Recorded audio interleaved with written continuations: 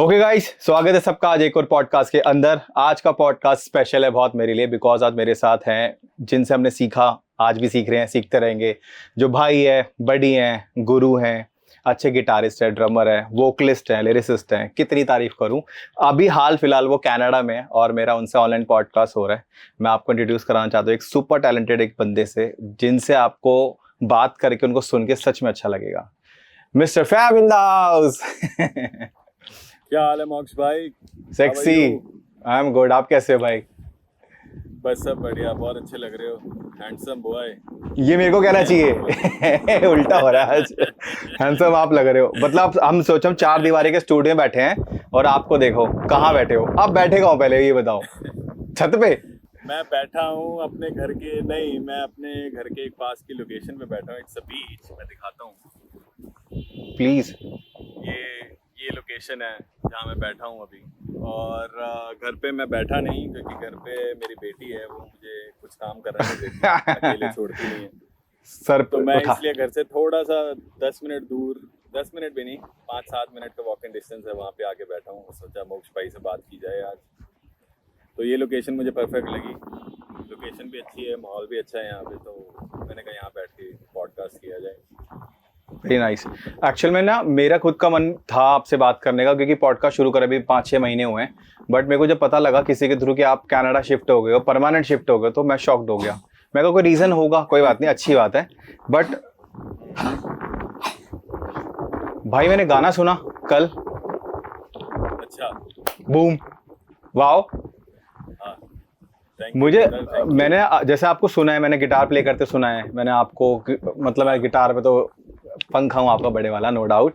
But जो आपका rap style है, आपकी कलम है, जो आपके पहले गाने आए, ट्रिपलिंग आए, और इससे पहले 2-3 गाने आए हैं आपके जिस चैनल पे आए हैं, जो कल वाला गाना था उसमें जोनर बहुत अलग था आपका भाई, पंजाबी रैप। और आप इतना फास्ट गा रहे हो और इतना सही लग रहा है वो। मैं उसके बारे में पहले बात करना चाहूंगा पॉडकास्ट में। प्लीज उसके बारे में कुछ बताओ।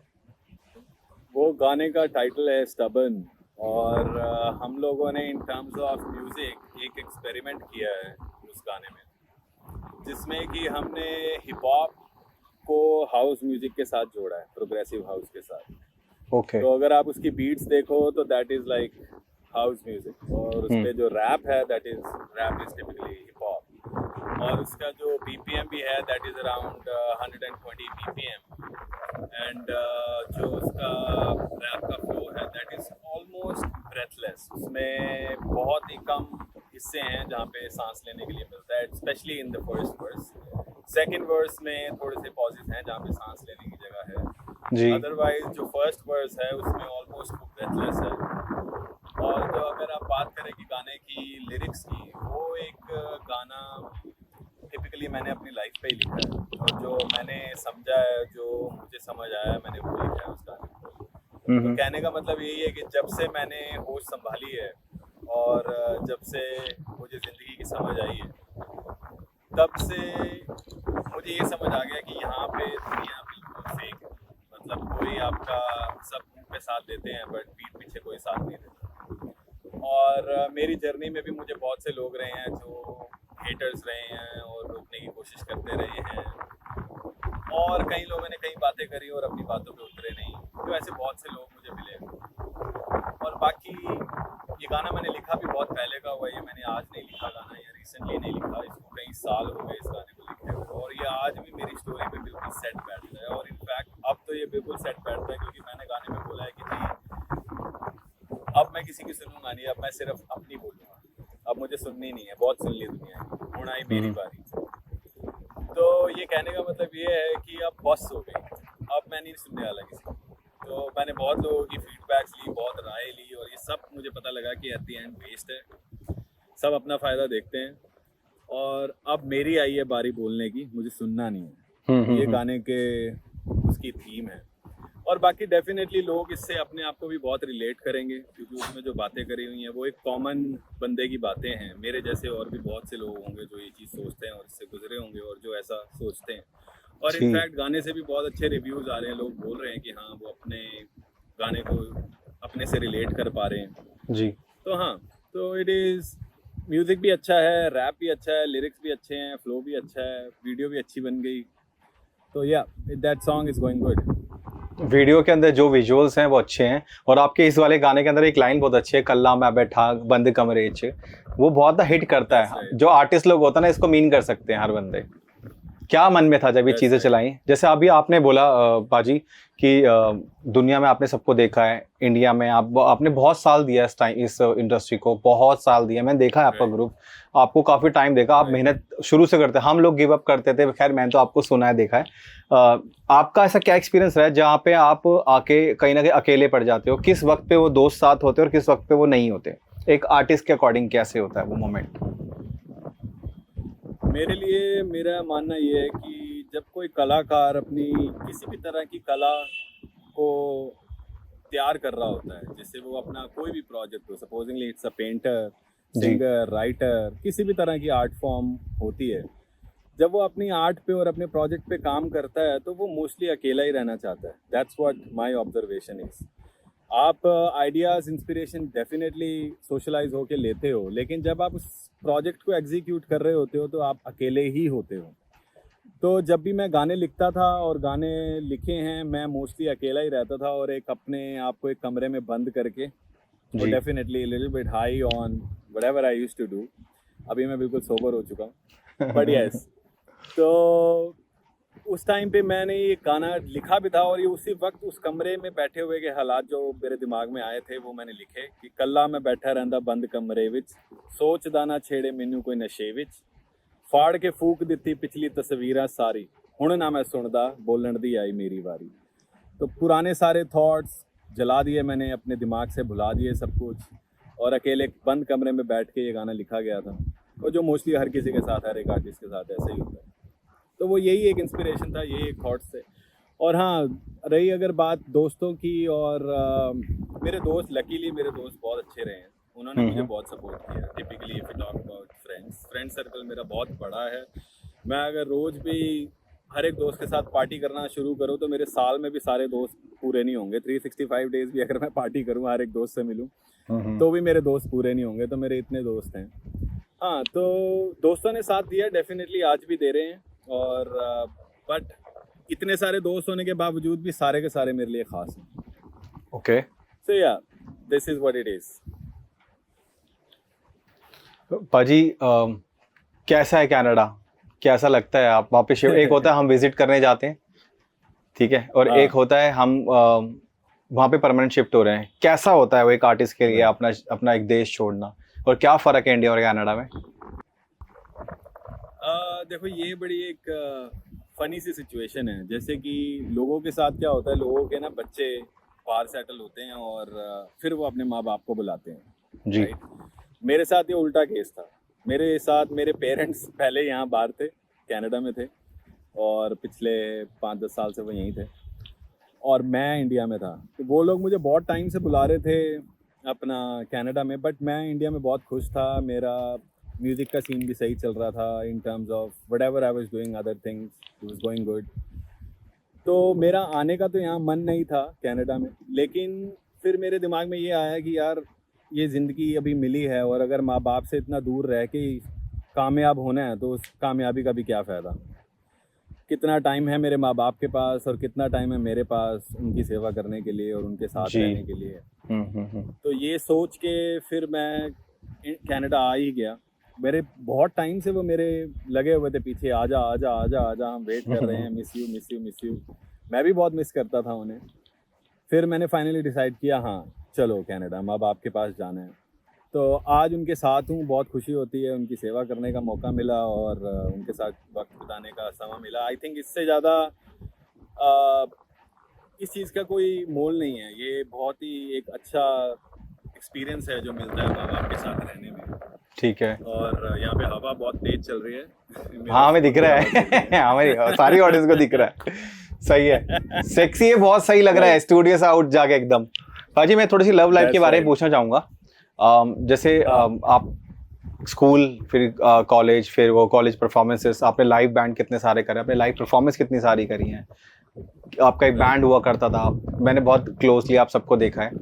आपको फिर प्यार हुआ, कैसा होता है प्यार, फिर शादी, फिर एक बच्चा आना घर में, कैसे चेंज होती है एक आर्टिस्ट की लाइफ?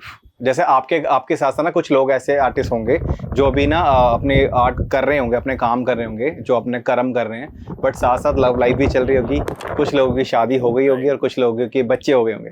तो कैसा होता है, मतलब आप इतने तोड़ गिटारिस्ट हो, इतने वोकलिस्ट हो, मतलब जी फाड़, तो जानना चाहूंगा पर्सपेक्टिव कैसे होता है एक आर्टिस्ट के नजरिए से। मैंने सच में, मैं स्कूल टाइम से ही मैं फ्लर्ट नहीं करता था। हाँ, फ्लर्ट नहीं अच्छा। था मैं, और ऐसा भी नहीं था मैं बाजी अब डबल लगते भी टाइमिंग नहीं करता पर्ट वो फ्लर्ट वाले भाई, आप बहुत डिसेंट लगते हो। था।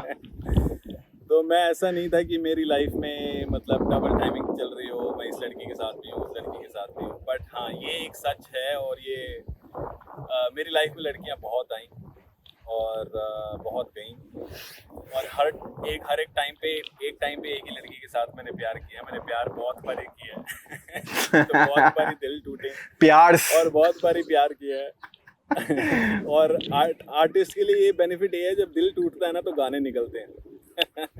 ये सच्चाई है। तो मैंने, हाँ, तो उस चीज़ को मैंने कहीं ना कहीं अपनी कला में, मेरे को गाने लिखने में बहुत हेल्प हुई। जब दिल टूटे तो शब्द निकले, तो उस चीज़ का बहुत फ़ायदा हुआ। हाँ, और ये चीज़ होता है कि एक आर्टिस्ट जब आप स्टेज पे प्ले कर रहे हो तो लड़कियां डेफिनेटली आकर्षित होती हैं तुम्हारी ओर। भाई वो भी जो मतलब लीड सिंगर और गिटार बजा रहा हो तो क्यों नहीं। ठीक है। That's right. तो बहुत सी लड़कियां आई। बस ये था कि एक टाइम आ गया था कि जो मेरी फाइनल लास्ट एक गर्लफ्रेंड रही थी, उससे फिर मेरा ब्रेकअप हुआ, और उसके बाद मैंने कसम खा ली कि अब मैं सिर्फ अपने काम पे फोकस करूंगा और सिर्फ अपनी कला पे फोकस करूंगा। अब मैं किसी भी के प्यार में नहीं फंसूंगा। और हालांकि जितनी भी लड़कियां मुझे छोड़ के गई, वो सारी मुझे छोड़ के गई, मैंने किसी को नहीं छोड़ा। और आज भी मेरे साथ टच में है। मुझे किसी भी गाने का रिलीज होता है या कुछ होता है तो मेरे को मैसेज आते हैं। They are settled in their life, उनके बच्चे हो गए हैं, तो आई एम हैप्पी कि they are happy, and they are also happy कि I am doing all this stuff. हाँ, फिर एक ऐसा मुकाम आया कि जब मैंने सोच लिया कि अब मेरी लाइफ में कोई और लड़की नहीं आएगी। उस टाइम पे एक लड़की आई जिससे मैंने सोचा था कि मैं कभी रिलेशन स्टार्ट नहीं करूँगा, बट वो होते होते कब हो गया पता ही नहीं लगा। ना मुझे पता लगा, ना उसे पता लगा, और वो ऐसा हुआ कि फिर वो रुक ही गया, और फाइनली हमारी शादी हुई। हमारी शादी भी इंटरकास्ट मैरिज थी, एंड जिसकी वजह से हमें पेरेंट्स को भी कन्विंस करने में बहुत साल लगे। कम से कम हमने 6-7 साल तो सिर्फ अपने घर वालों को मनाने में ही लगाए, लेकिन फाइनली सब राजी खुशी मान गए और शादी हो गई। आज मेरी बेटी है। तो बस यही है। और अब मैं एक रिस्पॉन्सिबल फादर हो चुका हूँ, तो इन चीज़ों से बहुत दूर हो चुका हूँ और इन चीज़ों से उठ चुका हूँ। बट ये लड़कियाँ देखता अभी भी जरूर हूँ मैं। जो मुझे कुछ सुंदर दिखती है तो मैं फिर भी जरूर देखता हूँ। वो हम रह नहीं सकते ना, वो तो है ही, नजरें हैं, लेट जाएगा और लेफ्ट राइट। Very nice. फूल है तो फूल को देखना तो है ही है ना। सूंघना नहीं है, दूर से देखना तो है। दर्शक। ठीक है। That's right. ठीक है पाजी, आप मेटल प्ले करते हो, हार्ड रॉक प्ले करते हो, आप कमर्शियल प्ले करते हो, आप सूफी प्ले करते हो, आप लव सॉन्ग प्ले करते हो, हार्ड कॉर्ड सब प्ले करते हो। आपने सीखा या फिर आपका खुद का एक इंटरेस्ट था, जैसे एक बच्चे में शुरू हो जाता है स्कूल टाइम में, कॉलेज टाइम में? तो मैं थोड़ा सा म्यूजिक पे जाना चाहूँगा कि मतलब आप एक रियल नेम से मिस्टर फैब बने हैं, वो सफ़र कैसा था? वो सफ़र बहुत ही हसलिंग रहा है। बहुत हसल हुई है लाइफ में, बहुत स्ट्रगल हुआ है, बहुत फेलियर्स। और इसके बीच में एक क्वेश्चन ऐड करना चाहूँगा कि आप मतलब आपका नेम से लेकर मिस्टर फैब तक वो आप बताएं ना, क्या है आपका नाम और वो वहाँ तक, प्लीज कंटिन्यू। सबसे पहले मैं नाम की बात करता हूँ। मिस्टर फैब मेरा नाम कैसे पड़ा और कैसे फाइनल किया हम लोगों ने, ये भी मेरा सिर्फ अकेले का डिसीजन नहीं था। जो मेरी टीम मेरे साथ काम करती थी, सबके साथ डिस्कशन होके हुआ था, और ये भी एक टीम के मेंबर ने ही सजेस्ट किया था। होता क्या था कि जहाँ भी मैं प्ले करता था जी, भले मैं गिटार पे लव सॉन्ग्स गा रहा हूँ या रैप कर रहा हूँ या मैं कहीं भी प्ले कर रहा हूँ, इवन जब हमारा बैंड होता था हम कॉलेजेस में प्ले करते थे, बैंड वॉर्स में प्ले करते थे, तो सबसे कॉमन एक वर्ड हमें सुनने को मिलता था, फैबुलस फैबुलस फैबुलस। और इवन विद द बैंड और even when I was a solo artist, तो मेरे को ये वर्ड बहुत कॉमनली सुनने को मिलता था लोगों से। तो फैबुलस फैबुलस करते करते लोगों ने मेरा नाम ही मिस्टर फैब डाल दिया था, जो मेरी टीम के लोग थे स्पेशली। ओके, फैब मतलब फैबुलस। तो उसके बाद दैट्स राइट। तो फिर फाइनली वो टाइटल ही पड़ गया, मेरा नाम ही पड़ गया मिस्टर फैब। एंड नाम तो रख लिया, और हमने रिसर्च भी नहीं किया, कुछ सर्च भी नहीं किया कि यार इस नाम के कोई और आर्टिस्ट है या नहीं है। तो बाद में जब गाने वाने निकाल दिए, रिलीज़ कर दिए, उसके बाद पता लगा यार एक मिस्टर फैब के नाम से एक और आर्टिस्ट है, ये कोई यूएस का है और is a black guy. And फिर मैंने कहा यार अब तो चेंज तो करने का सोचना नहीं है, लेट इट बी, वो उसकी जर्नी है। अगर माइकल जैक्सन है तो माइकल जॉर्डन भी है, तो दोनों के पर्सनालिटी अलग हैं। तो मैंने कहा वो अपनी जगह ठीक है। तो अभी भी लोग यूट्यूब पे ढूंढते हैं तो कहते हैं यार उसके गाने अभी मेरे से थोड़े ज़्यादा पॉपुलर हैं और उसने मेरे से ज़्यादा गाने निकाले हुए हैं। तो कोई भी मिस्टर फैब से सर्च करता है तो पहले उसके गाने आते हैं। मेरी वीडियोस देखने के लिए लोगों को मेरे सॉन्ग का टाइटल भी डालना पड़ता है साथ में। सो जैसे mister Fab Tripper, mister Fab अगली दुनिया, मिस्टर फैब स्टबर्न। तो या सो दैट्स हाउ मेरा नाम पड़ा था। और रही मेरी म्यूज़िक जर्नी की बात, तो बचपन से ही मैं म्यूज़िक में हूँ। मेरे पेरेंट्स ने मुझे बहुत सपोर्ट किया है। हालांकि मैं एक मिडिल क्लास फैमिली से आता हूँ, मिडिल क्लास में भी लोअर मिडिल क्लास से आता हूँ, जहाँ पे मुझे ये पता था कि मेरी ज़िंदगी में जो भी कुछ करना है वो मुझे खुद करना है। मेरे फादर साहब मेरी जितनी सपोर्ट कर सकते हैं उन्होंने हमेशा अपने से बढ़ के ही मेरी सपोर्ट करी है, in terms of anything, moral support, financial support, किसी भी तरह से उन लोगों ने मेरी बहुत सपोर्ट करी। तो मैं 3rd स्टैंडर्ड में था, मैंने सबसे पहले तबला सीखा था। एंड उसके बाद तबला सीखने के बाद मैं जब 10th स्टैंडर्ड में आया लगभग, तब मैंने डीजेइंग सॉफ्टवेयर के साथ इधर उधर फिडल करता रहता था, अलग अलग जॉनर्स को एक्सपेरिमेंट करता रहता था। फिर स्कूलिंग के बाद मैंने गिटार शुरू किया, पियानो शुरू किया, drums, and then bass guitar, lead guitarist, vocalist, lyricist, ये सब चलता रहा उस जर्नी में। उसी जर्नी के दौरान मुझे अभी तक ये नहीं पता था कि मैं क्या हूँ और मैं क्या करना चाहता हूँ। मैं सिर्फ सीखता चला गया, जो जो मेरी जर्नी में आता रहा मैं उसे करता रहा। तो इसी तरीके से जॉनर्स भी मेरे को बहुत अलग अलग, मैंने जॉनर्स के साथ एक्सपेरिमेंट किया। मैंने इनफैक्ट साई संध्या में भी गिटार प्ले करा हुआ है, साई भजन भी प्ले करे हुए हैं, very nice. Dubstep music produce किया हुआ है मैंने, हिप हॉप तो कर ही रहा हूँ, rock metal, black metal, thrash metal, punk, rock, सबके साथ मैंने एक्सपेरिमेंट्स किए हुए हैं। वो सब करने के बाद एक हिप हॉप ही एक ऐसा जॉनर था जो मुझे सबसे ज़्यादा मेरे से अटैच है। बचपन से ही मैं जी यूनिट सुनता था, 50 Cent, Eminem, Tupac and all those rappers, old school rappers. तो मेरे को ये समझ आया कि हिप हॉप एक ऐसा जॉनर है, क्योंकि मैं एक ना रिबेलियस माइंडसेट का बंदा हूँ, थोड़ा सा कल्ट हूँ मैं, एंटी सिस्टम, मतलब मेरे को सिस्टम से उल्टा चलना पसंद है और मुझे ये सिस्टम ही पसंद नहीं है, टू बी ऑनेस्ट। तो मेरे को लगा हिप हॉप एक ऐसा म्यूज़िक प्लेटफॉर्म है जिस पे आप अपनी बात एग्रेसिवली एक्सप्रेस कर सकते हो। जी। जो बात का जो डेप्थ है बात की, वो आप उसको उसी एग्रेशन में एक्सप्रेस कर सकते हो, दुनिया को सुना सकते हो। इसीलिए फिर मैं फाइनल हिप हॉप के साथ जुड़ा और रैप किया मैंने। और आज जो मेरे गाने हैं वो गाने के लिरिक्स भी कुछ ऐसे ही हैं, आगे आने वाले गानों के भी लिरिक्स कुछ ऐसे ही हैं। बहुत से गाने मैंने लिखे हुए हैं। तो इस तरीके की मेरी जर्नी रही है। जर्नी में बहुत अप्स एंड डाउन्स आए हैं, मैं वो उनके बारे में मैंने अभी बात नहीं करी, but yes I am just talking about कि कैसे मैं यहाँ तक पहुँचा। If you want to share those things, you can please. अब जैसे मैं एक किस्सा शेयर करूँगा, वो एक ऐसा किस्सा था। मैं गुड़गांव में रहता था तब। गुड़गांव में एक कंपनी में साथ में जॉब करता था और गिटार क्लासेस देता था, मेरा म्यूज़िक स्कूल था। और वहीं पे ही हमारा एक बैंड फॉर्म हुआ था।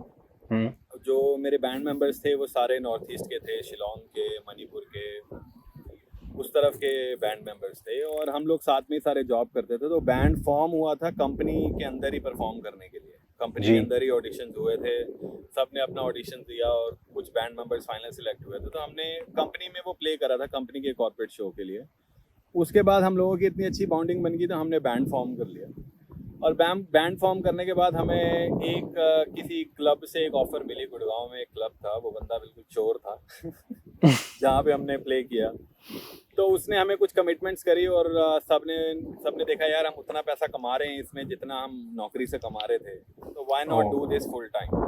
सब अपनी नौकरियां छोड़ के उस क्लब में प्ले करना शुरू हो गए। लेकिन जब पेमेंट देने की बारी आई उसकी, और उस बंदे ने हाथ खड़े कर दिए, जो बातें हुई थी उसका बिल्कुल ही उसने उल्टा किया। और सब लोग नौकरियां छोड़ चुके थे और सब गुड़गांव में एक साथ ही एक अपार्टमेंट में रह रहे थे। तो एक टाइम ऐसा आया था, उसमें से एक बैंड मेंबर की वाइफ भी प्रेग्नेंट थी और किसी के पास मतलब जेब में कुछ पैसे नहीं थे। एवरीबॉडी वाज ब्रोक, क्योंकि नौकरी छोड़ चुके थे और जहाँ से पैसे आने थे उसने पैसे नहीं दिए। और गुड़गांव में ऐसा सिस्टम है कि वहाँ पे पीने का पानी टैप से नहीं आता, आपको बिस्लरी की बॉटल लेनी पड़ती है, जो बड़ी वाली बॉटल आती है। तो वो किसी के पास इतने ही पैसे नहीं थे कि भैया वो बॉटल खरीद ले और पानी पी ले। खाने की बात तो छोड़ो, पानी, इतनी गर्मी पड़ रही थी, अबव 45 डिग्री टेम्परेचर था। तो उस टाइम पे फिर मेरे बैंड मेंबर्स ने क्या सोचा कि भैया ऐसा करते हैं, जो टैप से पानी आता है उसी को बॉयल करते हैं और ठंडा करते हैं और पीने की कोशिश करते हैं। वो भी किया, किसी से कुछ नहीं हुआ। एंड देन फाइनली फिर हमने दिमाग लगाया, चलो यार पानी की बॉटल उठाओ और किसी प्याऊ से पानी भरते हैं और फिर पीते हैं। वो किया। फिर शाम को मैं अपनी गिटार क्लासेस लेने गया और मैंने अपने स्टूडेंट्स को ये सिचुएशन बताई, और मेरे स्टूडेंट्स ने, जिन्होंने भी मेरे को फीस देनी थी, कईयों ने एडवांस दे दी, कईयों ने पेंडिंग थी दे दी, सबके पास अच्छा खासा पैसा मेरे पास आया और रात को हमने पार्टी करी। रात को पानी नहीं आया, पार्टी आई। पार्टी आई। तो इसी तरीके से हमने प्रॉब्लम्स को ना इस तरीके से टैकल किया है कि कभी गिव अप नहीं किया और डिफिकल्ट हालातों में भी लड़ने के लिए तैयार रहे हैं। और बैंड मेंबर्स, मेरे 2 बैंड रहे हैं, पहले वाले बैंड मेंबर्स भी आज भी टच में हैं और लास्ट वाले बैंड मेंबर्स भी आज भी टच में हैं। किसी से कोई लड़ झगड़ के ब्रेक नहीं हुआ। बस ये हुआ कि इंडिया में मेटल रॉक बैंड की जो क्या कहते हैं डिमांड है, या बोलो जो ग्रोथ पर्सपेक्टिव है, बहुत कम है, क्योंकि उस तरह का म्यूजिक लोग सुनते नहीं है। तो इसलिए वो चीज़ें एग्जीक्यूट नहीं हो पाई। तो यस, तो एक ये किस्सा था। ऐसे और भी बहुत किस्से रहे हैं स्ट्रगलिंग डेज के, तो जो रहे हैं हमेशा। भाई कभी आपने इतने सारे शो करे हैं, लाइव शो करे हैं, वहाँ का कोई ऐसे एक्सपीरियंस है? क्योंकि क्राउड में से ऐसा कोई ना कोई एक ऐसा नमूना जरूर होता है जो ना पूरी पार्टी की ना ऐसी की तैसी कर देता है। ऐसा कुछ आपका एक्सपीरियंस रहा है कभी? ऐसा बहुत रहा है। कई बारी मैं स्टेज पे चढ़ा हूँ तो लोग दारू पी के स्टेज पे चढ़ गए हैं। So they are actually trying to express their love. वो देखते हैं मुझे परफॉर्म करते, वो देखते हैं यार इतनी एनर्जी है बंदे में, स्टेज पे उछल रहा है, रैप कर रहा है और परफॉर्म कर रहा है, तो वो लोग ना अपना प्यार एक्सप्रेस करने की कोशिश करते हैं, लेकिन जब वो नशे में हो जाते हैं तो उनको पता नहीं लगता वो क्या कर रहे हैं। तो ऐसे बहुत से नमूने आए हैं जो स्टेज पे, जिन्होंने एकदम से मेरा म्यूजिक ही रुकवा दिया और स्टेज पे चढ़ गए, शो रोकना पड़ गया उनकी वजह से। तो ऐसे बहुत से किस्से हुए हैं। आज भी आज की डेज में भी अभी भी ऐसा होता है। इनफैक्ट मैं अभी यहाँ पे डीजेइंग भी कर रहा हूँ। सो बहुत से लोग आते हैं, ऐसे बहुत किस्से होते हैं ऐसा। तो उसका बट वो ठीक है, मैं उनको गलत नहीं कहता। वो लोग भी इंजॉय करते हैं, वो अपना जो करना चाहते हैं वो करते हैं, प्यार करते हैं, वो अपना प्यार ही एक्सप्रेस करने की कोशिश करते हैं। बट वही होता है, नशे में होता तो इंसान समझ नहीं आता ना, दिमाग से थोड़ा पैदल हो जाता है। ओके, बस उतना ही। पाजी आपके फेवरेट आर्टिस्ट कौन है? मतलब ये नहीं कहूँगा कि आपने जिनको देख के शुरू करा, आपने जब आप खुद घुस गए, जब गिटार बजा रहे थे या पियानो बजा रहे थे, आप ड्रमर थे या वोकलिस्ट थे या फिर आप जो भी अपने इस फील्ड में कर रहे थे, तो आप सबसे ज्यादा क्लिक बिट आपका किससे आता था? क्या आप सोते नहीं थे उस बंदे को सोच के? देखो, ऐसे बहुत गिने चुने आर्टिस्ट हैं जिनसे मैं एक्चुअली इंस्पायर्ड हुआ हूँ।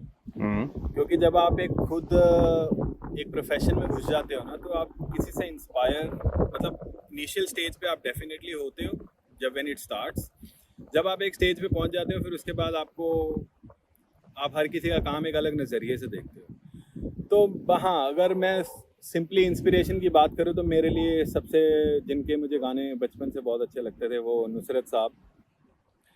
उनके गाने मेरे फादर भी सुनते थे और उनकी आवाज़ में जो खनक और उनके जो लिरिक्स, वो मेरे को बहुत इंस्पायर करते थे बचपन से। क्योंकि मैं तबला बजाता था और तो उनके गानों पे तबला बजाता था मैं। व्हेन माय जर्नी स्टार्टेड, उनके गाने प्ले करता था, वो प्ले हो रहे हैं और साथ में मैं तबला बजाता था, प्रैक्टिस करता था वो। और फिर मेरे को जो हमारे एक और जो हमारे आर्टिस्ट हैं, अभी उनका नाम नहीं मुझे याद आ रहा। Definitely he is my inspiration, but one of those days, कैसे बोल रहा हूँ मैं उनका नाम, मुझे अभी बहुत कोई बात नहीं, बीच में आएगा तो आप नाम ले देना। बोलना नहीं चाहिए, मैं उनका नाम ले दूंगा। उनका नाम कैसे भूल सकता हूँ? गाना कौन सा है? He's actually a percussionist. He's a very good Maniratnam player. No. का नाम कैसे भूल सकता हूँ मैं? Forget it. जब भी मेरे को थोड़े से नाम भूलने का है, so whenever मुझे अभी रिकॉल होगा तो मैं आपसे शेयर करूँगा। और अदरवाइज हुआ क्या था मेरे साथ, जब मैं गिटार बजाता था तो मैं तब रॉक म्यूजिक से इंट्रोड्यूस नहीं था। मैंने जब गिटारिंग शुरू करी थी मैं बॉलीवुड ओल्ड म्यूजिक बजाता था, मोहम्मद रफ़ी, किशोर दा और उस तरह के गाने। मैंने गिटार बजाना जब शुरू किया था, क्योंकि जो मेरे टीचर थे वो ऑर्केस्ट्रा में प्ले करते थे, तो वो मुझे गाने भी वैसे ही सिखाते थे और आज भी वो मेरे टच में है। नहीं, द वेरी गुड गाय। तो हुआ क्या, एक दिन मैं जॉब ही करता था उस टाइम पे भी, एक बंदे ने टी शर्ट पहनी हुई थी, उसकी टी शर्ट पे एक पिक्चर थी एक बंदे की, गोरे की।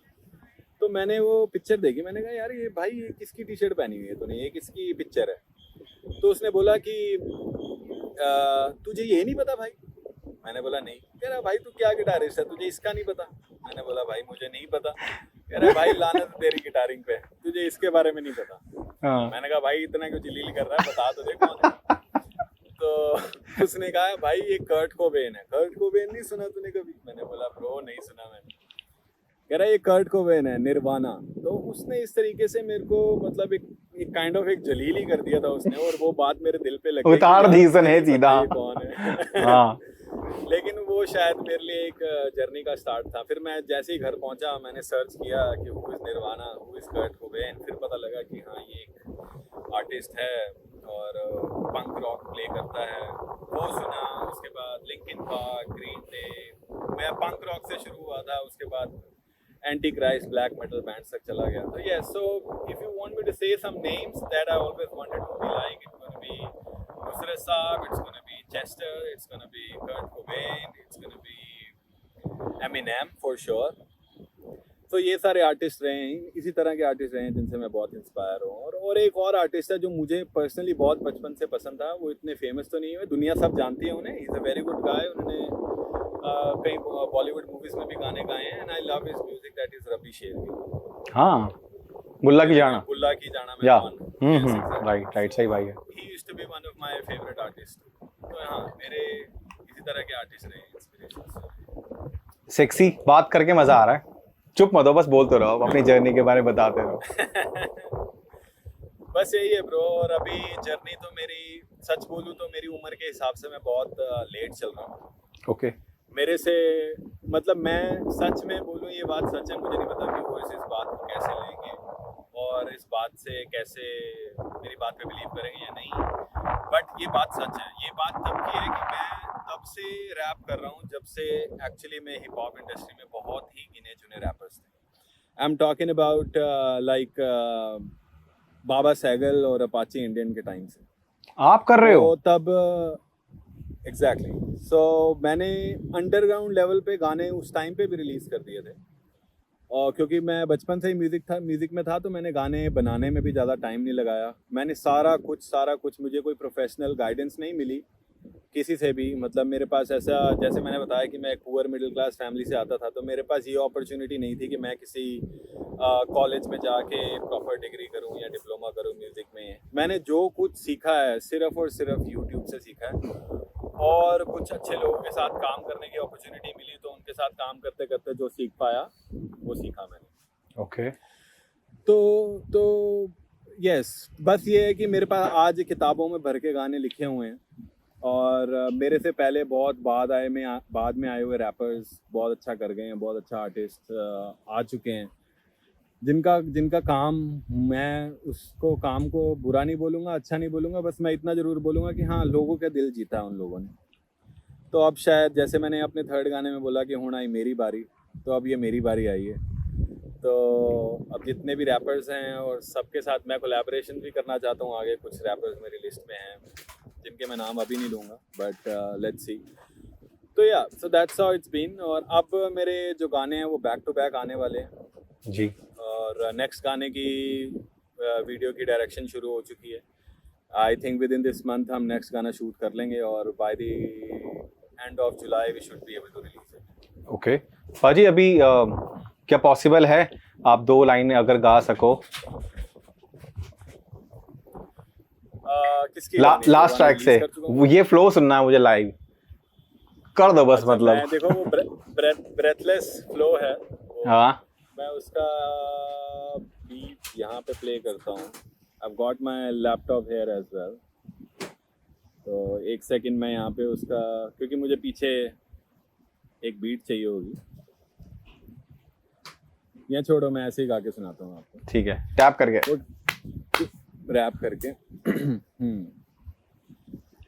ਮੈਨੂੰ ਬਣਾਤਾ ਹਾਲਾਤਾਂ ਨੇ ਢੀਠ ਜੋ ਲਿਖਿਆ ਮੈਂ ਗੀਤ ਮੈਂ ਦੱਸਦਾ ਹਾਲਾਤ ਮੇਰੇ ਦਿਲ ਦਾ ਮੈਨੂੰ ਕੋਈ ਫਰਕ ਨਹੀਂ ਭਾਵੇਂ ਲੱਗ ਜਾਵੇ ਅੱਗੇ ਇਸ ਦੁਨੀਆ ਦੇ ਵਿੱਚ ਮੁੱਕ ਜਾਵੇ ਜੱਗ ਇਹ ਜੱਗ ਜਿਹੜਾ ਥਾਂ ਥਾਂ ਤੇ ਭੌਂਕਦਾ ਰੋਕਦਾ ਮੈਨੂੰ ਹਰ ਗੱਲ ਤੇ ਹਟੋਕਦਾ ਬਚਪਨ ਤੋਂ ਸੰਭਾਲੀ ਜਦ ਹੋਸ਼ ਮੈਂ ਵੇਖੀਏ ਗਰੀਬੀ ਬਸ ਹੁਣ ਹੋਰ ਨਹੀਂ ਝੇਲ ਹੁੰਦਾ ਮੈਂ ਛੱਡਤੀ ਪੜ੍ਹਾਈ ਕਰਨੀ ਸੀ ਜੋ ਕਮਾਈ ਕਿਸੇ ਕਦਰ ਨਾ ਪਾਈ ਆਈ ਆਈ ਹੁਣ ਮੇਰੀ ਵਾਰੀ ਆਈ ਇਸ ਜੱਗ ਨੂੰ ਵਿਖਾਉਣ ਦੀ ਪੂਰੀ ਦੁਨੀਆ ਮੇਰੇ ਨਾਂ ਨੂੰ ਪਛਾਣੇਗੀ ਛੱਡ ਦਿੱਤਾ ਮੈਂ ਕਰਬਾਰ ਬਸ ਸੰਗੀਤ ਨਾਲ ਪਿਆਰ ਫਿਰ ਸੜਕਾਂ ਤੇ ਲਿਖਾ ਗਾਣੇ ਫੜ ਕੇ ਗਿਟਾਰ ਅੱਖਾਂ ਮੂਰੇ ਹੁੰਦੇ ਵੇਖੇ ਸੁਪਨੇ ਸਾਰੇ ਚੂਰ ਹੁਣ ਮੰਜ਼ਿਲ ਨਹੀਂ ਅਧੂਰ ਰੱਬ ਦੇਵੀ ਨਾ ਗਰੂਰ ਮੈਨੂੰ ਹੁਣ ਹੋਸ਼ ਨਾ ਮੈਨੂੰ ਕੁਛ ਹੋਸ਼ ਨਾ ਮੈਨੂੰ ਫਿਰ ਨਸ਼ੇ 'ਚ ਮੈਂ ਦਿਨ ਰਾਤ ਲੱਭਦਾ ਹਾਂ ਚੈਨ ਕਿਤੇ ਮਿਲ ਜਾਣ ਦੋ ਪਲ ਮੇਰੀ ਮਰਜ਼ੀ ਦੇ ਜਿੱਤੇ ਜ਼ਿੰਦਗੀ ਮੈਂ ਜੀਵਾਂ ਭੈੜੇ ਜੱਗ ਤੋਂ ਦੂਰ ਰੱਬ ਤੂੰ ਕਾਹਦਾ ਮਜਬੂਰ ਦੱਸ ਮੇਰਾ ਕੀ ਕਸੂਰ ਜਿਹੜੀ ਥਾਂ ਥਾਂ ਤੇ ਮਿਲਦੀਆਂ ਠੋਕਰਾਂ ਮੈਨੂੰ ਨਾ ਕਿ ਰੋਕਣਾ ਮੈਨੂੰ ਹੁਣ ਵੇਖਣਾ ਨਹੀਂ ਪਿੱਛੇ ਮੁੜ ਬੋਲਦਾ ਤੈਨੂੰ ਰੱਬ ਬੋਲਦਾ ਤੈਨੂੰ ਹੁਣ ਮੰਗਣਾ ਨਹੀਂ ਤੇ ਕੁਛ ਕੱਲਾ ਬੈਠਾ ਰਹਿੰਦਾ ਸੀ ਬੰਦ ਕਮਰੇ ਵਿੱਚ ਸੋਚਦਾ ਨਾ ਛੇੜੇ ਮੈਨੂੰ ਕੋਈ ਨਸ਼ੇ ਵਿੱਚ ਫਾੜ ਕੇ ਫੂਕ ਦਿੱਤੀ ਪਿਛਲੀ ਤਸਵੀਰਾਂ ਸਾਰੀ ਹੁਣ ਨਾ ਮੈਂ ਸੁਣਦਾ ਬੋਲਣ ਦੀ ਆਈ ਮੇਰੀ ਵਾਰੀ ਹਾਂ ਮੇਰੀ ਵਾਰੀ मैं बन गया ढीठ सारे स्टूडियो में सब क्लैपिंग्स कर रहे हैं। वेरी नाइस भाई, सेक्सी, बहुत सही, बहुत सही। थैंक यू ब्रदर, मजा आया है भाई। आपने क्या सोच के गाना लिखा था और ये मतलब ऐसे काम हो गया फटाफट से, या फिर आपने समझा इन सब चीजों को, या फिर आपने वर्स बाय वर्स धीरे धीरे लिखा, उतार दिया आपने इसके अंदर अपनी जर्नी को, मजा आया? हाँ बस वही है ब्रो, मैंने जैसे पहले भी इस बारे में बात करी थी कि ये वही है कि लाइफ में पता क्या, जैसे जब आप आर्टिस्ट होते हो ना तो आपको बहुत से लोग मिलते हैं जो ये बोलते हैं कि जी हम आपके लिए ये कर देंगे, हम आपके लिए ये कर देंगे, हम आपके लिए वो कर देंगे, आप हमारे लिए ये कर दो। हाँ हाँ। तो मैंने किया उन लोगों के लिए, राइट, जो मुझे लगा कि हाँ मुझे करना चाहिए और जिससे मुझे कोई अपॉर्चुनिटी मिलती है। तो हर एक आर्टिस्ट हर एक अपॉर्चुनिटी को ग्रैब करने की कोशिश करता है जी। तो वो क्या हुआ कि मैंने बहुत कुछ किया, बट जब करने की बारी आई तो उन लोगों ने हाथ खड़े कर दिया। उन्होंने बोल दिया कि जी एकदम से गायब ही हो गए, out of the scene, right. तो बस यही था। अब मैंने इसी चक्कर में बहुत टाइम अपना ख़राब कर दिया और अब समझ आ गया कि अब जो करना है वो सिर्फ मुझे ही करना है और खुद पे ही करना है और मुझे किसी पे डिपेंड होकर नहीं चलना। तो बस यही है वो एक गाने की जर्नी, जैसे मैंने बताया। इसमें मेरे लाइफ के अप्स एंड डाउन्स भी हैं, स्ट्रगल भी है, और आई थिंक जो हर एक बंदे के साथ इंडिया में हो रहा है या कनाडा में भी ऐसा ही है। ऐसा नहीं है कि ऐसा नहीं होता है, यहाँ पे भी दुनिया सारी एक जैसी ही है। यहाँ पे इनफैक्ट कुछ हद तक ज़्यादा भी होता है। तो ये लोग भी इससे रिलेट कर सकते हैं। और yes, that is all my journey and all I am trying to say to people कि अब मैं सुनने वाला नहीं हूँ किसी की, and it's now my turn to prove it and to do it. वैसे मेरे को किसी को प्रूव भी करने की जरूरत नहीं है, मैं प्रूव सिर्फ अपने आप को करता हूँ। और मेरा कंपटीशन भी मेरे खुद से है, मेरी किसी से कोई लड़ाई नहीं है, मेरा किसी से कोई कंपटीशन नहीं है। मैं सिर्फ ये ध्यान देता हूँ कि मैं लास्ट टाइम से बेहतर करूँ जी। So my competition is with me. मुझे लोग कहते हैं यार इस इंडस्ट्री में बहुत कंपटीशन है, तो बहुत कंपटीशन है। मैं कहता हूँ यार कहाँ है कंपटीशन, आप कुछ करो और आप अपने आप से कम्पीट करो। और ऐसे बहुत से लोग हैं जो आज एक मुकाम पे पहुँचे और उन लोगों का भी मानना यही है और मैंने उन लोगों से भी ये चीज़ें सीखी हैं। So yes, I'm competing myself and I'm proving myself. I'm not proving to anybody else. Very nice पाजी। और वैसे पाजी इंडिया के अकॉर्डिंग और कनाडा इंडिया, मतलब आप वहाँ पे काफ़ी टाइम से हो, वहाँ पे और यहाँ पे जो फीलिंग्स इमोशंस हैं, लाइक जो हमारी फैमिली में होता है, मिडिल क्लास फैमिली, लोअर या अपर मिडिल क्लास या हाई क्लास, इंडिया के जैसे फीलिंग्स वहाँ पे हैं फैमिलीज के अंदर? पता क्या है, यहाँ पे ना इंडिया में क्या होता है, स्लाइट डिफरेंस है इसमें। देखो डिपेंड करता है ये सिचुएशन टू सिचुएशन। मैं किसी को एक वास्ट मेजॉरिटी को मैं ऐसे जज नहीं कर सकता, और I think I am not the one two जज एनीबॉडी हियर।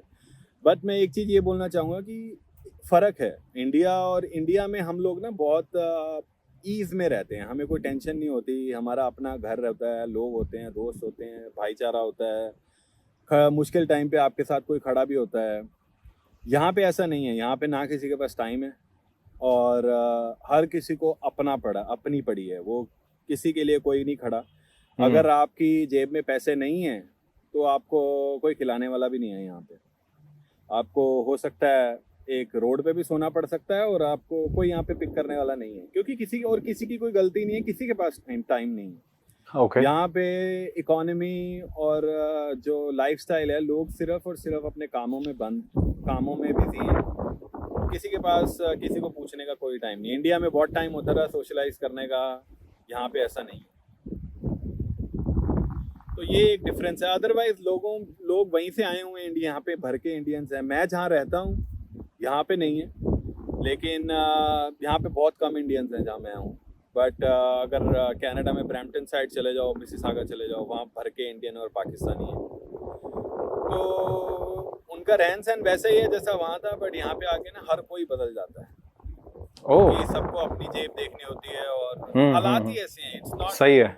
हाँ हाँ किसी इंडिविजुअल को मैं ब्लेम नहीं कर रहा, वो बंदे को करना ही पड़ता। ओके अब जैसे एक छोटा सा एग्जांपल मैं आपको दूं, हम जैसे इंडिया में जाते हैं कहीं भी, दोस्त यार सब गेट टुगेदर पे या पार्टी में या क्लब गए या रेस्टोरेंट गए, तो वहाँ पे जब बिल देने की बारी आती है तो वो कहता है भाई मैं देता हूँ, भाई मैं देता हूँ, राइट। यहाँ पे ऐसा नहीं होता। यहाँ पे किसी को कुछ कहने की ज़रूरत नहीं है। सब क्या करते हैं, सबको पता है, सब ने पार्टिसिपेट करना है। जितना भी बिल हुआ है उसको वो अपने आप को डिवाइड कर देता है। जो कैश काउंटर पे खड़ा होता है, सबको बारी बारी से जाके अपना कार्ड से पे करना है। कोई नहीं कहता कि मैं दे दूंगा, जैसे हम इंडिया में कहते थे। ओह तो सब अपना अपना चलना भाई, कॉन्ट्री करके पार्टी करते हैं। होती है, ऐसा नहीं होता है। ओके मतलब अंडरस्टैंडिंग है वहाँ पे ऐसी वाली, ऐसी अंडरस्टैंडिंग। और आई थिंक वो मेरे हिसाब से वो सही भी है, क्योंकि किसी एक बंदे पे बर्डन नहीं पड़ता इन चीज़ों से। वैसे अब जिसके पास फालतू का पैसा है, जो स्ट्रगल नहीं कर रहा, उसको इस चीज़ों का कोई फर्क नहीं पड़ता। बट हाँ, अगर आप मिडिल क्लास बंदे की बात करो तो ऐसे ही चलता है। भाजी मौसम कितना सेक्सी हो रहा है, ब्यूटीफुल। हाँ, एक चीज़ यहाँ कनाडा की बहुत अच्छी है कि यहाँ का हवा पानी बहुत अच्छा है और एयर क्वालिटी यहाँ पे बिल्कुल परफेक्ट है। मतलब which is very good for health, specially जहाँ पे मैं हूँ। दिल्ली का मैं देखता रहता हूँ, मुझे दिल्ली से बहुत प्यार है, क्योंकि वहीं से पला बड़ा हूँ मैं।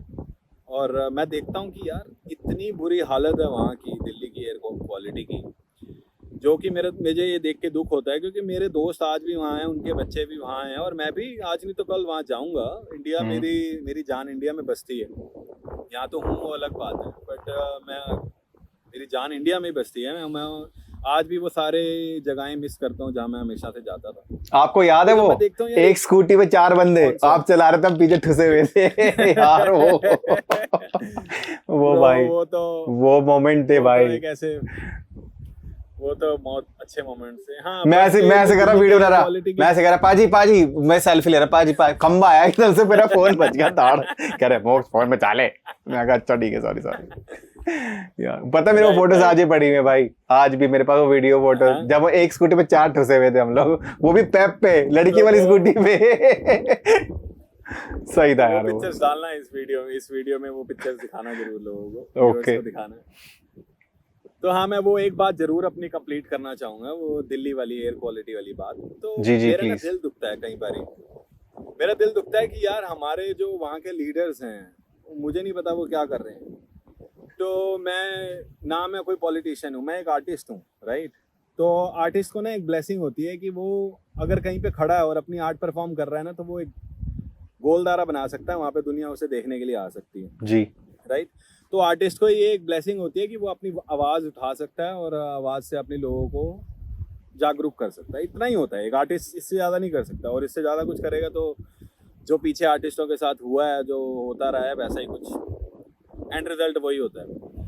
तो मुझे ये नहीं समझ आती कि हमारे ये जो लीडर्स हैं, ये जो सब बन के बैठे हुए हैं, ये लोग इन मुद्दों पे बात भी नहीं करते। Getting a point, that thing pens me a lot कि भैया ये लोग इन चीज़ों के बारे में बात ही नहीं कर रहे हैं कि इतना कार्बन, इतना टॉक्सिक एटमॉस्फेयर दिल्ली में, पंजाब में, इन जगहों पे हो रखा है, इस बारे में कोई बात भी नहीं कर रहा। तो ये चीज़ मुझे बहुत पिंच करती है, टू बी ऑनेस्ट।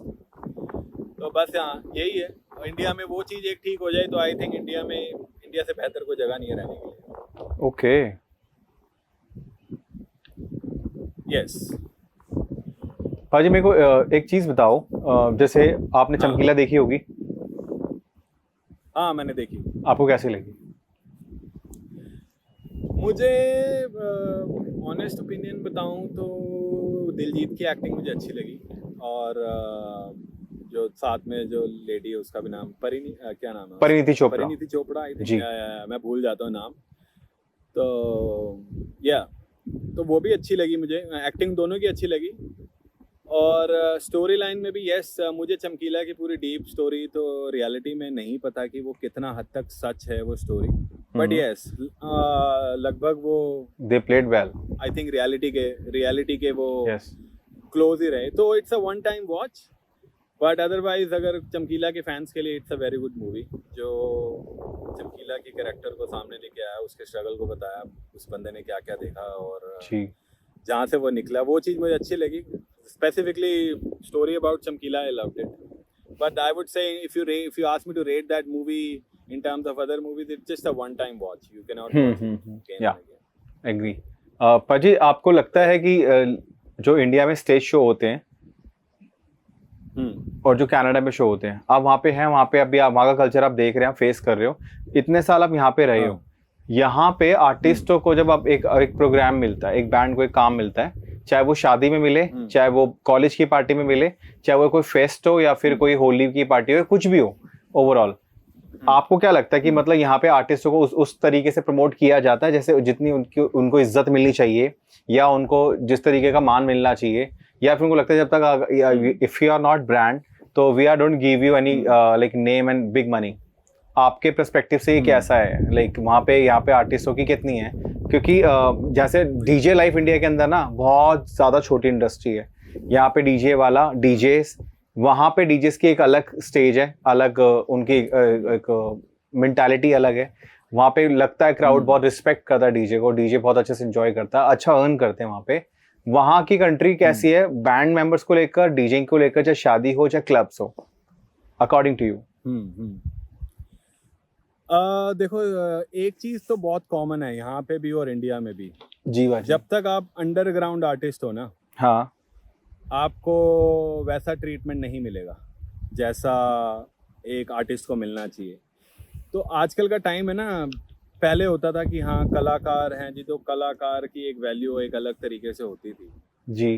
अब वो दौर नहीं है। अब सिर्फ लोग ये देखते हैं कि भैया कौन कितना फेमस है, राइट? चीज़ें बहुत चेंज हो चुकी हैं। तो अगर आपके पास टीआरपी है, आपके अच्छे फॉलोअर्स हैं, आप टिकटॉक पे फेमस हो, इंस्टा पे, यूट्यूब पे, तब आपको पूरी इज्जत मिलेगी, भले वो यहाँ हो या भले वहाँ इंडिया में हो। Yes, that is my अगर point. नहीं है ऐसा Exactly. कुछ, या अगर वो नहीं है तो वो नहीं है, मतलब आपको सपोजिंगली जैसे आप नए डीजे हो, आप कहीं पे शो करने जा रहे हो जी। तो आपको एकदम से ये भी कह सकते हैं कि भैया बंद कर दे म्यूजिक, जी बाजी। भाई बंद कर दे, वो आ गया, राइट? तो इस तरीके के ट्रीटमेंट मिलते हैं। तो ये सिंपल यही है ये। और जब आप फेमस हो जाते हो, जब आप पॉपुलर हो जाते हो, तो लोग पीछे पीछे भागते हैं। सो यस, तो स्ट्रगल यहाँ भी है। यहाँ पे एक ये थोड़ा सा फर्क है कि इंडिया में तो आर्ट को कुछ पता नहीं अलग ही नज़रिए से देखा जाता है। वो अनटिल जैसे मैंने बताया फेमस नहीं हो तो बिल्कुल ही इज्जत नहीं है। यहाँ पे एटलीस्ट इंडिया से थोड़ा सा बेटर है, थोड़ा सा, क्योंकि वो अपने काम को बहुत डेडिकेटेडली लेते हैं। तो जो ऑर्गेनाइजर है वो पूरा ध्यान देता है और प्रोफेशनली चलते हैं। इंडिया में प्रोफेशनलिज्म बहुत कम देखने को मिलता है, स्पेशली इन दिस इंडस्ट्री। जैसे भाई मैंने एक पॉडकास्ट देखा था, एक अदर बाहर की कंट्री का था, वो एक नॉर्मल डीजे और एक बैंड है, डीजे बेस बैंड है, वो लोग मतलब नए बच्चे, कॉलेज के बच्चे हैं, उनको भी वहाँ के लोग बड़ा सीरियस होकर एक रिस्पेक्ट करते हैं कि तुम यहाँ पे लगाओ सेटअप, तुम ये खाओ, तुम वो पियो। यहाँ पे बहुत ज्यादा डिसरिस्पेक्ट है कई फील्ड्स के अंदर, नॉट लाइक आर्टिस्ट इंडस्ट्री, बाकी चीजों के अंदर भी। ऐसा क्यों है? यहाँ पे इतने बड़े लोग नहीं, जितना बड़ा उनको एटीट्यूड है। आप इसको कैसे देखते हो? यार ये शायद हर कोई ऐसा नहीं है, बट हाँ majority of people are like that. आप बिल्कुल सही बोल रहे हो। तो ये माइंडसेट है, ये ना इंडियन माइंडसेट है, इसका कोई इलाज नहीं है। ये ऐसा ही सोचा जाता है इंडिया में। अगर आप मैं आपको सीरियसली एक बात बताता हूँ, अगर आप बड़ी गाड़ी से उतर रहे हो और आपने BMW का छल्ला टेबल पे रखा किसी से बात करते हुए इंडिया में, राइट, जैगुआर का छल्ला रखा, तो सामने वाला आपसे उस तरीके से बात करेगा। लेकिन अगर आप बाइक पे आए हो ना, डीजे का गिग कर रहे हैं या आप प्ले करने या कोई परफॉर्मेंस करने हैं, तो आपको ट्रीटमेंट भी वैसा मिलेगा। yes. तो ये सिर्फ दिखावे की दुनिया है, शो ऑफ की दुनिया है। जो दिखता है वही बिकता है। मतलब यहाँ पे कोई लेना देना है किसी के इसका टैलेंट से। टैलेंट से कोई लेना देना नहीं है। आजकल के टाइम पे मैं आपको देखो एक बात बताता हूँ, इतने अच्छे अच्छे गाने और भी बहुत आर्टिस्ट ने बनाए हैं जो मुझे बहुत पसंद है, और वो गाने नहीं चलते, वो गाने नहीं चले, इतने अच्छे गाने, मीनिंगफुल गाने नहीं चले। लेकिन एक बकवास गाना, जितना बकवास कंटेंट होता है ना आजकल के टाइम पे, वो वायरल होता है। ये सच है। तो अब बदो बदी वो जो एक रील आई, राइट, कितना फेमस हुआ। सो इनफैक्ट मेरे पास ना, मेरे फेसबुक पे, इंस्टा पे मुझे कई मैसेजेस आए कि भैया यार आप इसके ऊपर कुछ बनाओ। मैंने कहा व्हाट द हेल, मतलब ठीक है वो वायरल कंटेंट है, उस पर मैं कुछ क्रिएट करूंगा। वो मेरे लिए सोच रहे हैं कि मैं एक वायरल कंटेंट पे पिक करके उसके ऊपर कुछ क्रिएट करूंगा तो मुझे ज़्यादा अट्रैक्शन मिलेगी। बट बहुत लोग कर रहे हैं ये। मैं I believe on doing something हटके। जैसे मेरा नेक्स्ट गाना आने वाला है, उसका टाइटल भी भाई तेरा हटके है। तो I believe in doing something हटके। तो यस, आजकल के मतलब व्यूअर्स, बकवास, जितना बकवास कंटेंट आप बना सकते हो वो आपका वायरल होने वाला है। ओके पाजी, आपने कमिंग गाने के लिए बात, सॉरी कंटिन्यू प्लीज। हाँ सॉरी, मेरा बस यही बात कहने की थी, जितना आप कॉमेडी और बकवास कंटेंट बनाओगे ना, जो लोग आपको देखना चाहते हैं कि आप किस हालात में हो, जितना आप वो पंती करोगे ना, I don't want to take that word, it gets famous. फुद्दू गाने चलते हैं, सिंपल सी बात, अच्छे गाने नहीं चलते। अब इसमें किसका दोष है, ऑडियंस का या फिर एटमॉस्फेयर का? मतलब क्या है ये एक्चुअली शुरू ऑडियंस से नहीं होता। ऑडियंस एक्चुअली ना बहुत ही इनोसेंट है, उसको जो सुनाया जाता है ना वो वही सुनती है। मतलब रील में रिपीट हो ही जा रहा है, हो ही जा रहा है, हो ही जा रहा है, वो सुन रहे हैं। ओके नाइस, ठीक है, मैं समझ सकता हूँ। ऑडियंस को एक अच्छा भी सुनती है, ऐसा नहीं सारी ऑडियंस ऐसी है, बट जो उनको ज्यादा सुनाया जाता है, गाना भले अच्छा ना हो बट उसके पीछे मार्केटिंग करी गई है, पैसा लगाया गया, एफएम रेडियो पे बार बार बज रहा है, यूट्यूब पे सबसे ऊपर आ रहा है, सजेस्टेड वीडियोस में आ रहा है, गाने में कुछ लिरिक्स नहीं है, 4 ही वर्ड्स हैं, वही बार बार रिपीट हो रहे हैं, और बस उसमें मॉडल्स दिखा दिए हैं, ये सब दिखा दिया है, गाने को चमका दिया है, टोनी कक्कड़ मार्केटिंग दबा के कर दी है। टोनी कक्कड़ वाले गाने। टोनी कक्कड़ से मुझे याद आया, मेरे यूट्यूब पे आई थिंक ट्रिपर गाने में ही कमेंट है, वो आप शायद स्क्रीनशॉट लेके यहाँ दिखा भी सकते हो। एक फैन ने बोला, लिखा, कहता कि आपने इतने वर्ड्स बोल दिए हैं इस गाने में, टोनी कक्कड़ के 100 गाने बन जाएंगे, 100 पता नहीं कितने गाने। ओह गॉड। इतने वर्ड्स आपने गाने में लिखे हैं, इसमें उसके इतने सारे गाने बन जाएंगे। एग्जैक्टली नंबर याद नहीं है मुझे अभी। तो ऐसा ही है ब्रो, लाइक दिस इंडस्ट्री। और आजकल की सबसे सैड पार्ट आपको मैं बताऊं, इतने अच्छे अच्छे रैपर्स हैं और इतना टैलेंट है, वो लोग ना सब कमर्शियलाइज अपने आप को करने के लिए, लोगों को एंटरटेन करने के लिए, लोग अपने शौक और अपने जॉनर को मारते हैं ताकि लोगों को, बहुत से आर्टिस्ट हैं वो ऐसे गाने बना रहे हैं जिनको उनको खुद को पसंद नहीं है, सिर्फ जनता को नचाने के लिए, राइट। तो मैं ऐसे अभी किसी का नाम नहीं लेना चाहता यहाँ पे, but yes it is a fact. हम इंडस्ट्री से ना, हमें पता है लोग बात करते हैं तो वो कहते हैं यार लोगों को यही समझ आता है, मैं अच्छा गाना लिखूंगा ना, मीनिंगफुल गाना लिखूंगा ना, लोग नहीं सुनेंगे ब्रो। राइट। लोगों को बकवास गाना सुनना है, लोगों को उल्टी सीधी बातें सुननी है, ढंग की बात किसी को नहीं सुननी है। तो यस, तो अब लिखूंगा मैं भी उल्टी सीधी बातें क्योंकि आप फाड़ दोगे 8-10 नंबर्स में थे, 8 देखो, जब लोगों को अच्छे गाने सुनाने हैं तो एक आधा उनको जो वो सुनना चाहते हैं वो भी सुनाएंगे, तब वो शिफ्ट होंगे इस तरफ, राइट। तो यार that's part of the game. भाई आपके पीछे 2 गानों के बारे में बताओ। अगली दुनिया इज माय फेवरेट, और इतना ह्यूज सेटअप, इतनी बड़ी उसकी आपकी कास्ट, प्लीज उसके बारे में बताओ। मैंने सबसे पहले गाना रिलीज किया था ट्रिपर, फिर अगली दुनिया जी, और डेफिनेटली उसकी टीम कम से कम 50-60 बंदे थे ऑन सेट।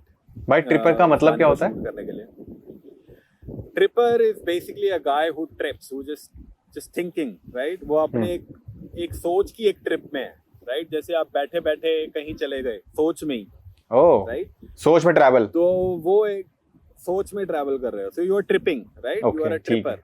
और on the other hand people जो स्मोक अप वगैरह करते हैं जी, राइट, तो मैं भी सब करता रहा हूँ और अभी भी कभी कभी करता हूँ।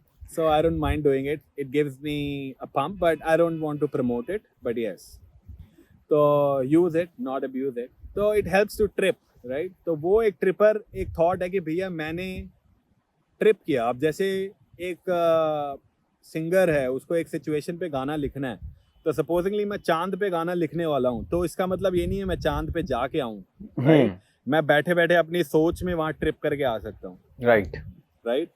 तो चांद के साथ मेरी क्या कन्वर्सेशन हो रही है, तो मैं वो बस एक इमेजिन कर सकता हूँ. सपोजिंगली मैं एक गाड़ी के एक्सीडेंट पे गाना लिख रहा हूँ, या एक लड़की नाचती हुई पे गाना लिख रहा हूँ, तो ऐसा नहीं है मुझे गाना लिखते के लिए मुझे वो नचानी है, बस वो मुझे ट्रिप करना है, मुझे वो सोचना है, एज्यूम करना है कि उस टाइम के हालात कैसे होंगे, उस टाइम पे मेरी कलम कैसे चलती है. तो वो एक ट्रिपर है. और उसी में मैंने जो गाने के लिरिक्स हैं वो कुछ ऐसे ही हैं कि मैं ट्रिप कर रहा हूँ, मैं टाइम ट्रैवल कर रहा हूँ, मैं उल्टा सीधा इस दुनिया को देख रहा हूँ, और सिस्टम में मुझे ग्लिच दिखता है, ये सारी बातें हैं. तो वो सोच के थ्रू मैं ट्रिप कर रहा हूँ, एक बस वो ट्रिप है. और बाजी अगली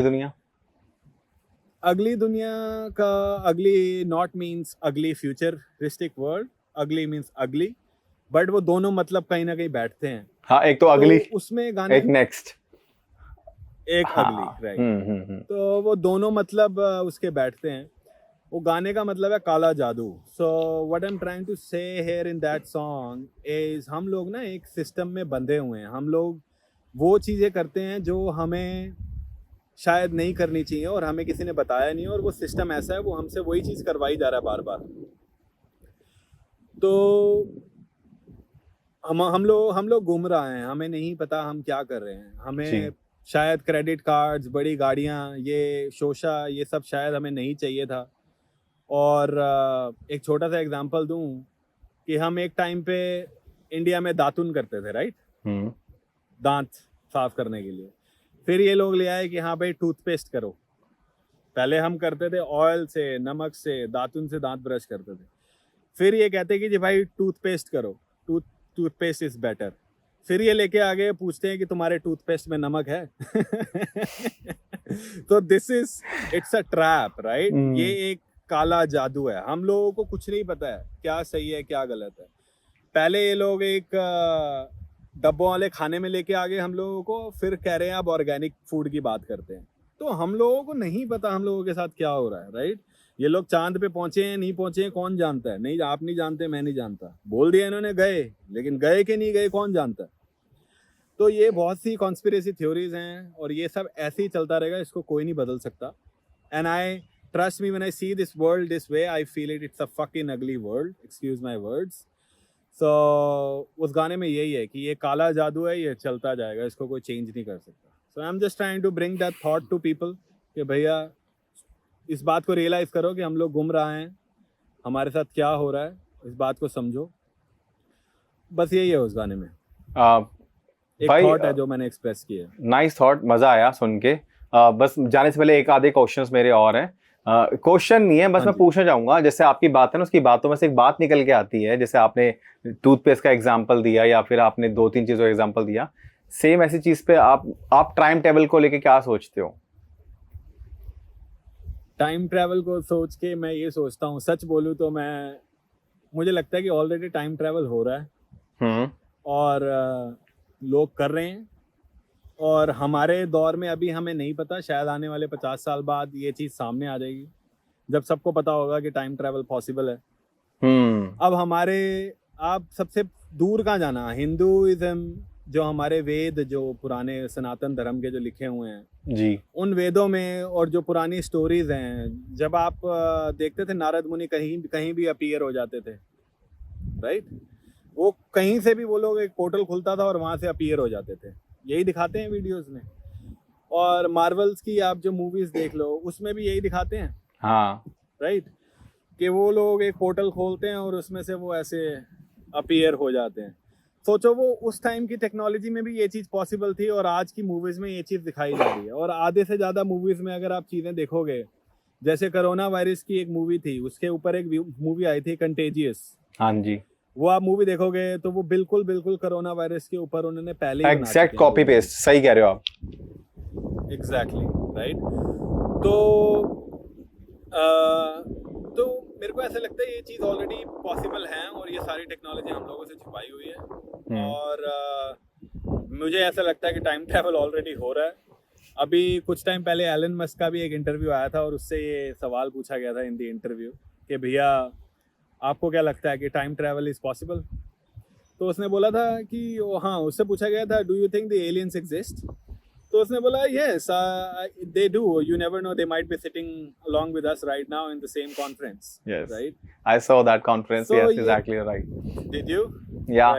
Right. So ये सारी चीज़ें आई बिलीव ये एग्जिस्ट करती हैं और आने वाले आगे टाइम पे ये टेक्नोलॉजी अगर नहीं भी हैं तो ये पॉसिबल है और ये होगा, क्योंकि पुराने में ये लोग करते रहे हैं, पुराने वेदों में ये चीज़ होती रही है, तो डेफिनेटली ये चीज़ कहीं ना कहीं एग्जिस्ट करती होगी। मुझे तो लगता है ये बात टाइम ट्रेवल पॉसिबल है। बिल्कुल है, होगा। अब वो सब चीजें हो रही हैं जो हम लोग अभी सोचते नहीं थे, हो रही है ना। कॉल्स, फोन्स, एयरप्लेन्स, ब्ला ब्ला ब्ला। एनीवेज कभी जो भी सोचा है, था आपने हम 7 समुंदर दूर बैठ के ऐसे वीडियो से बात करेंगे? देख ये लो। हुआ ना। एक चिट्ठियां आती थी 2-2 महीने तक बाद तक। पहले का वीडियो कॉल याद है? Right. विजय मैं तेरा घर छोड़ के जा रही हूँ पहले वाला, वो भी सही था। सच होता जा रहा है भाई। राइट। तो और मैं अपने गानों में ये कुछ ऐसी एडवांस टेक्नोलॉजीज की भी बात करता हूँ, फ्यूचरिस्टिक बातें करता हूँ, क्योंकि मैं वैसा ही सोचता हूँ वेरी नाइस। और मेरा माइंडसेट वैसा ही है। तो यस, इसीलिए मैंने अब गाने में मैंने सिर्फ ये बोला, मैंने ये नहीं बोला मैंने टाइम ट्रैवल करता हूँ, मैंने ये बोला है कि मेरे पास काश रिमोट और मैं भी टाइम ट्रैवल करूँ। Tripling, very nice. मजा आया, it is just a thought, right? बहुत मजा आया। पापा जी, मैं नासा के लिए काम नहीं करता, but it is just a thought. यहाँ इसरो है, हम इसरो वाले, आप नासा वाले हो गए भाई अब। नहीं, इसरो वाले भी हैं, बट ये सच बोलूं, ये नासा, इसरो, ये सब पता नहीं मैं इतना बोल रहा हूँ यहाँ पे, बट ये सब है ना, ये यार अब कैसे मान लोगे कि एक्चुअली में चंद्रयान हमारा वहाँ गया है, राइट? एक छोटा सा क्लिप हमें दिखा दिया गया है, बट मैं मानूं कैसे? मेरे पास क्या एविडेंस है?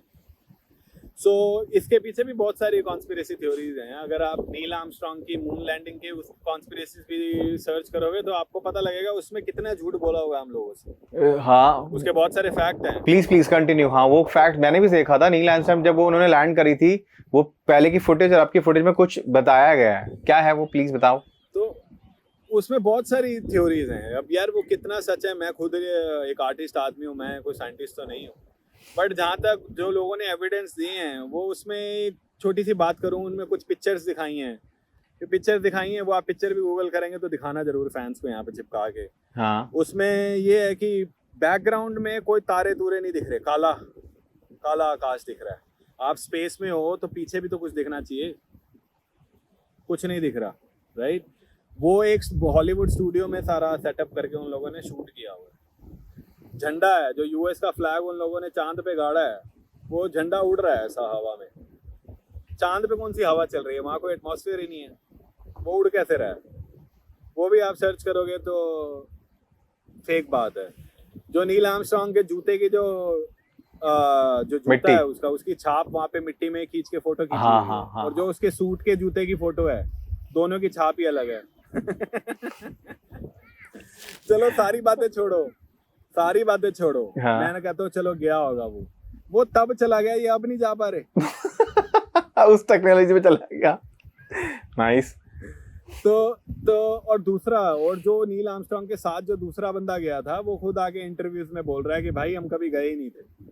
हैं? उसका भी, हाँ, उसका नाम नहीं मेरे को अभी याद आ रहा, मैं आपको दोबारा बाद में भेजूंगा उसका नाम। उसका वो अपना खुद बोल रहा है यार, वो मैं थोड़ी बोल रहा हूँ।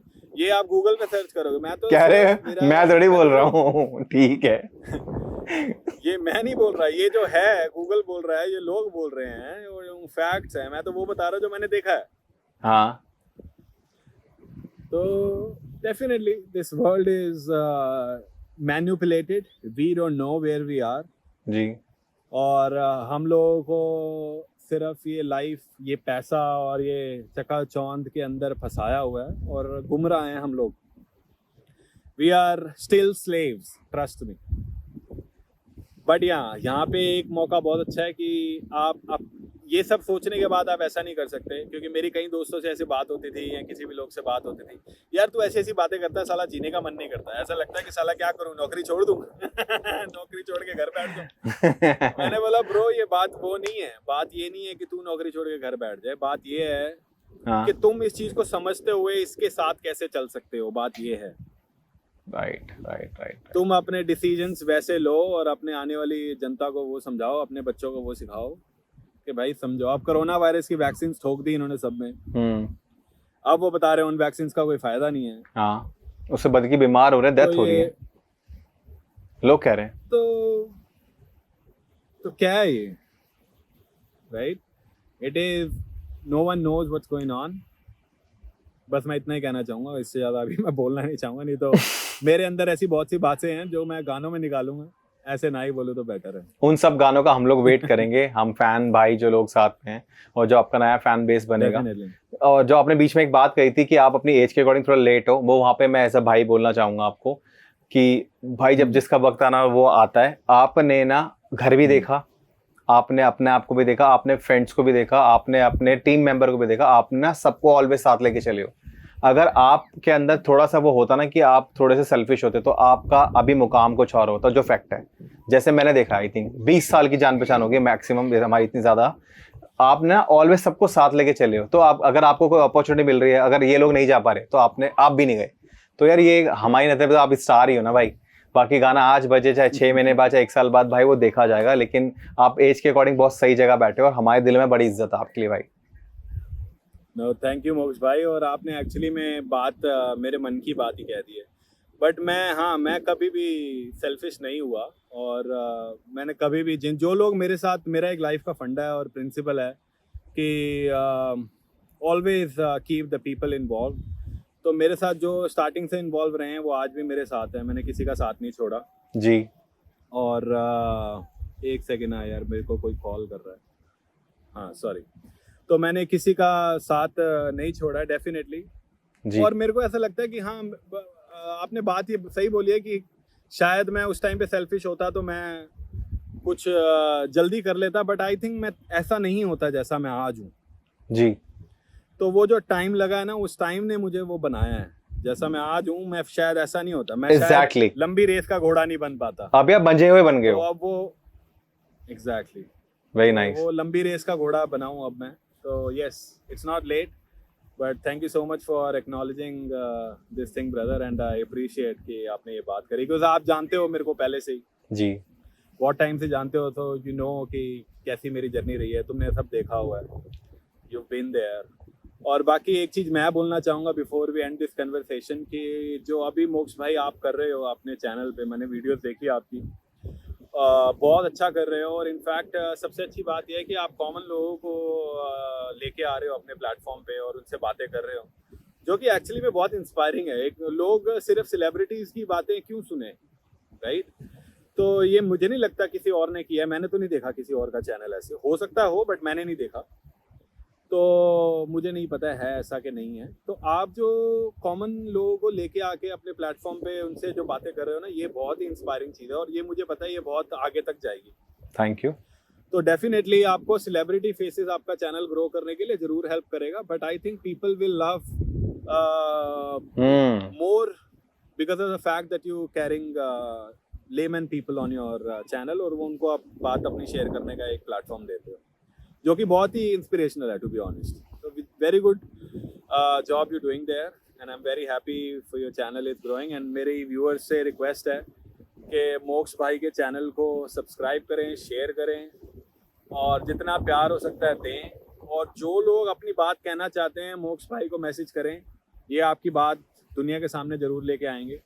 So support him, he is a very good guy, I love him, and full respect for this guy, so keep supporting. ये मैं व्यूअर से रिक्वेस्ट जरूर करना चाहूँगा। मैं ये बोलने वाला था कि आप मेरे ऑडियंस से कुछ कहना चाहोगे, आपने मेरे बिना बोले कह दिया। अरे वाह, यही तो आर्टिस्ट होता है, आर्टिस्ट के मन की बात समझ गए भाई आप। Very nice, very nice. मैं मन की बात जानता हूँ भाई, मन की बात जानता हूँ। तो बट भाई हमारी एक चीज रह गई, हार्ड फॉर इट। आपने नाम वाली बात डिस्कस नहीं की, आपका वहां से तक, वहां से आपका रियल नेम मिस्टर फैब। हाँ, सॉरी मैं बीच में ना आपकी वॉइस ब्रेक हो गई, मैं मिस कर गया। पाजी आपका रियल नेम नहीं पता ऑडियंस को। मिस्टर फैब का आपने रियल बताया। रियल नेम मैं एक्चुअली वैसे सच बोलूं तो मैं किसी को बताना ही नहीं चाहता मेरा रियल नेम क्या है। ओके। क्योंकि होता क्या है कि लोग है ना फिर आपको आपके रिलीजन से जज करते हैं। Very nice, hi fi. यही रीजन था मेरा पूछने का। वेयर यू कम फ्रॉम, ये रीजन था मेरा पूछने का। Good answer. ठीक है। तो मैं रियल नेम अपना कोशिश यही करता हूँ कि ना बताऊं, बट मेरे को पहले ही बहुत दुनिया जानती है तो बहुतों को पता है, वो छुपेगा तो नहीं। बट मैं उसको इतना सामने से किसी को बताता नहीं, क्योंकि मेरे गाने कंट्रोवर्शियल लिखता हूँ, बातें ऐसे लिखता हूँ, लोग है ना फिर उसमें ऐसे सोचेंगे कि भैया ये अपने रिलीजन को कर रहा है या उस रिलीजन को कर रहा है या क्या कर रहा है। मेरा मानना यह है कि मेरा रिलीजन ह्यूमैनिटी है और मैं हर एक रिलीजन को एक ही नज़र से देखता हूँ। मैं अल्लाह में विश्वास रखता हूँ, मैं रब में विश्वास रखता हूँ, मैं जीसस में रखता हूँ, मैं हर तरह के भगवान में रखता हूँ, मैं पत्थर में विश्वास रखता हूँ, मैं हवा में विश्वास रखता हूँ। तो मैं एक एनर्जी, सोर्स ऑफ एनर्जी में विश्वास रखता हूँ जी भाई। बाकी I am not a religious person, but मैं एक सुपर नेचुरल पावर को बहुत रिस्पेक्ट करता हूँ और मैं स्पिरिचुअल बंदा हूँ, in other words. But yes, that's the reason I try to hide my name, I don't want to bring it up front. But yeah मेरा नाम मिस्टर फैब है। आई थिंक दैट्स व्हाट, इतना ही काफी है। Mister fabulous. Very nice भाई, thank you so much connect करने के लिए, यूसीएस को टाइम देने के लिए। बहुत ज़रूरी होता है। अब आप कनाडा हो, वहाँ पे आई थिंक मॉर्निंग हो रही है, यहाँ पे रात के 12-1 बज रहे हैं, लेकिन करना पड़ता है भाई। मज़ा आया करके। Thank you so much, thank you so much भाई जी। हाँ, आप लेट तक जागे मेरे लिए और I am thankful to you for giving me this opportunity to be a guest on your show and wish you luck. Thank you so much. और बाकी मैं आगे दोबारा मिलेंगे जी कुछ टाइम बाद जी, एंड फिर दोबारा जरूर कनेक्ट करेंगे। और भी बहुत सी बातें हैं, बट हर एक ही पॉडकास्ट में सारी बातें नहीं हो share पाती, करना सही बात है। बहुत लंबी बातें हैं तो सब नहीं हो सकता। सो या दैट्स ऑल। फिर तो तब 2 दोस्त बैठेंगे। डन। हाँ, जरूर। Thank you.